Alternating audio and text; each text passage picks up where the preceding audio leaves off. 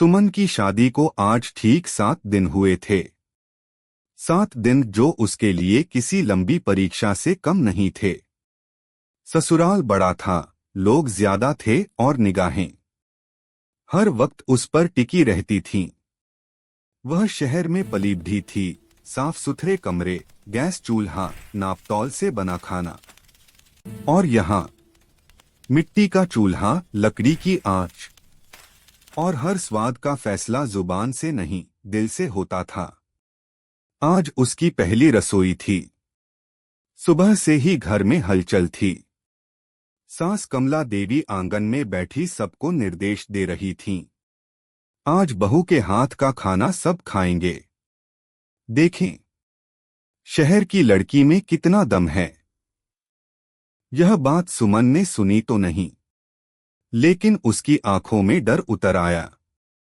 रसोई में सास, ननद और पड़ोस की 2 महिलाएं आकर खड़ी हो गईं।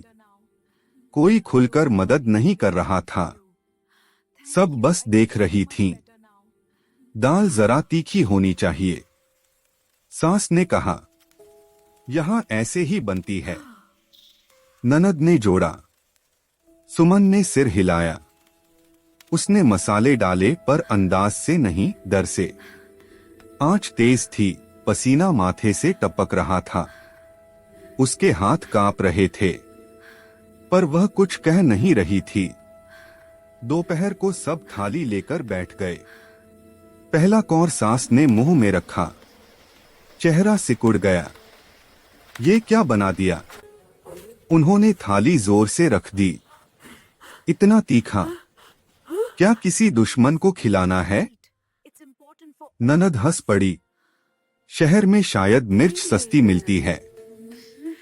घर के पुरुष चुप थे, और सुमन सिर झुकाए खड़ी थी।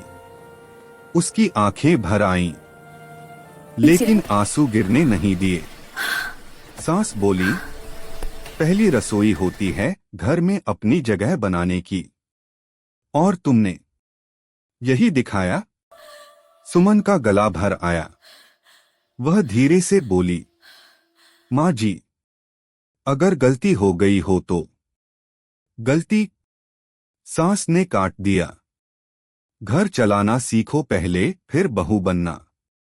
उस रात सुमन ने खाना नहीं खाया। कमरे में बैठी रही, खिड़की से चांद देखती रही। उसने खुद से पूछा, क्या मैं सच में नाकाबिल हूं? अगले दिन सास की तबीयत खराब हो गई। डॉक्टर ने कहा, हल्का खाना चाहिए, तेल मसाला नहीं। घर में सन्नाटा छा गया। सुमन चुपचाप रसोई में गई। इस बार कोई देखने नहीं आया। उसने ध्यान से दाल बनाई, न ज्यादा तीखी न फीकी। हर मसाला सोच समझकर, हर कदम आत्मविश्वास से। जब सुमन ने सास के सामने कटोरी रखी, तो सबकी सांसें थमी थीं। सास ने एक चम्मच लिया, फिर दूसरा। उन्होंने ऊपर देखा।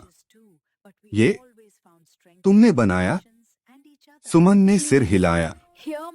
सास कुछ पल चुप रही, फिर बोली, आज बिल्कुल सही बना है।